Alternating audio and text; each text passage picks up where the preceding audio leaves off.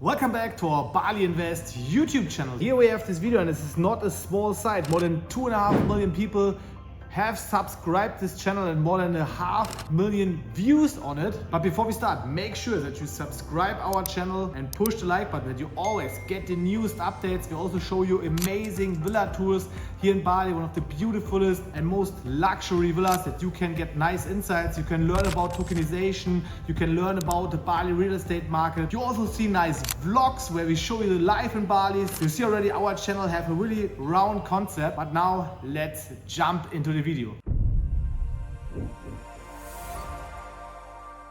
Meanwhile, economist Harry Dent is making a dire prediction about the market next year. He says 2024 is going to bring, and I'm quoting him now, the biggest crash of our lifetime. Economist John Lonsky is here. What do you think of Dent's prediction? I would say this is really hard world. The biggest crisis of our lifetime, and just the pandemic is just behind us. So what will be with all the markets? Is it about crypto? Is it about the stock market? Will the real estate market crash? And when the real estate market crash, in which countries? I predict Europe and America, but this is just my prediction. Oh, I think it's a little bit over the top. It's a daring prediction. I hope it is. Okay, Anyway. I hope so too. I don't see any sign of that happening right now.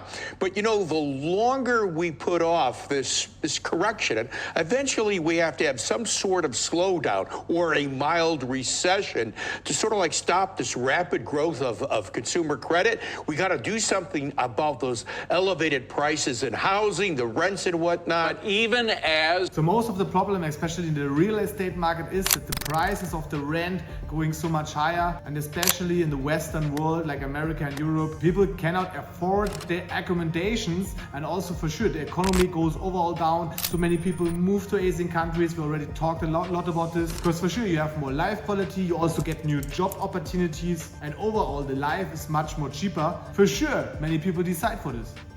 the Fed is reducing rates, and they say they're going to reduce it 3 times in 2024. I mean, isn't that going to forestall a recession? It might put it off even longer, but won't it forestall I it? got bad news, because usually recessions appear after the Fed begins to cut rates, okay? Yeah, right. So I don't think the forthcoming rate cuts will necessarily stave off an economic downturn. That may be asking too much. But when the rates come down, it becomes cheaper to borrow money. Companies can expand. Companies can use that cash in order to expand and hire more people. Isn't that the opposite of a recession? Are they? Mostly it's like this, for sure. If you get cheaper money, for sure you can do more investments. But when we see the last years how the prices expand already, this doesn't have a big effect in this sense. I think he also will tell this right now.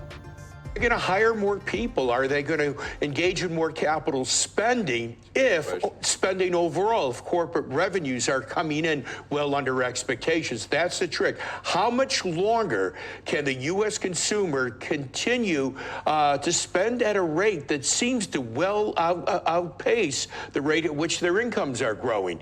And you know, you sent me something about the retirement plans. Well, let me tell you specifically what we're going to talk about. Gen Xers say they're going to need over 1.1 million to retire, but most only expect to have about $660,000. That's a $451,000 difference. The largest. And I don't trust the government with a retirement fund. I would build my own retirement fund with real estate projects, especially here in Bali, who gives you high returns. Then you don't have to trust the state. You can do it by your own and trust yourself. Just my advice.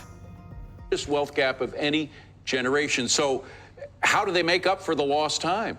Cut back on spending and increase savings. That's all they could possibly do.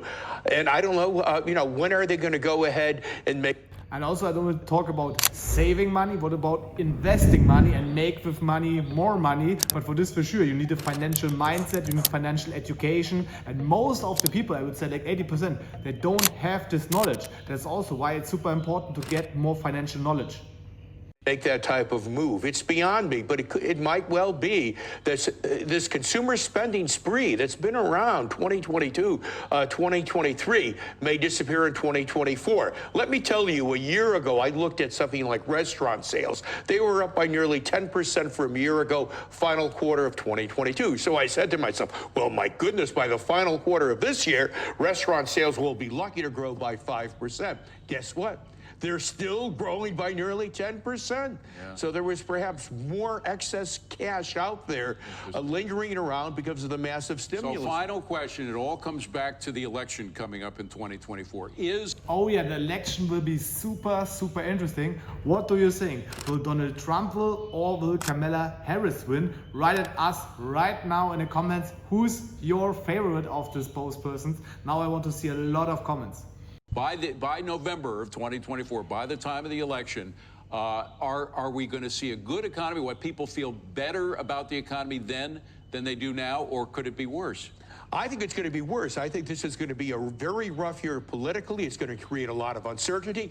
I'm a corporation. I don't really know what the tax framework is going to look like. I don't know what the regulatory framework is going to look like. Are we still going to have all of these subsidies for renewable energy, for electric vehicles? Those could be gone. So I think the smart thing for managers, for corporate people to do is hold back on spending plans, hold back on staff, and get the election out of the way. And just by holding back, that's going to slow the economy down. And you think consumers are going to have to slow down because they're running out of credit? I would think so. And the sooner consumers pull back on spending, the milder the next recession will be. It seems as the longer they hold off on cutting back on spending, interest rates stay higher for longer. And when that downturn comes, it's going to hurt, but perhaps not as bad as Harry Dent. In the end, we come to a conclusion. They don't really say, hey, it's 100% sure that this crash will come. But for sure, yeah, the US dollar, the de-dollarization already started. The US dollar will crash.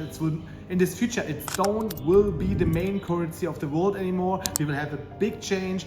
Asia raise up, China, India, some other BRIC state, and this big crash will come. I don't know if this is still in 24, 25, 26. No one knows, but be prepared. This I definitely can tell you. Be prepared. Bring your investment portfolio in the right way, and real estate in Asia is the must-have in my mind. So we see us in the next video. Have a wonderful day.